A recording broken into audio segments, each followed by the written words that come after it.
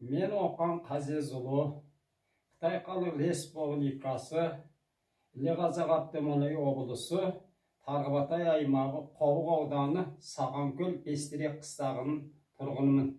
Мен 2006 жылы 6 айдың 6-сы Қазақстан Республикасына қоныс аударып келгем. Қазіргі мекенім Абай облысы Курчатов қаласында тұрамын. Мен телефон нөмірім 8-778-750-13-17.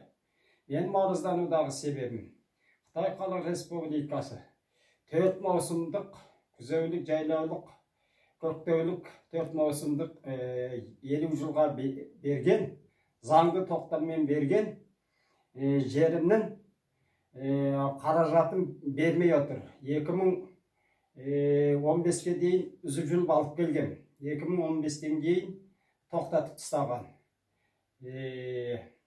Күнше шудиларынан ұғыстырып сұрасақ, о жақта менен көп туыс-туған қалған жоқ, сұрап беретін ешкім жоқ. Ана мұрадан сұрасақ, күншенің бас шудиді тоқтатып тастаған дейді. Аты, ауылдық өкіметтің бас шудидің аты Сукка деген адам екен. Енді мен арызданудағы себебім, осы арызымды Бірлескен ұлттар ұйымына,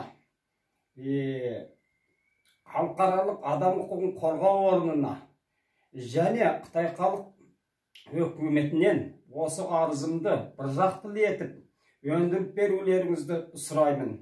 Мен Оқан Қазез 23 жылы 4 айдың 15 күні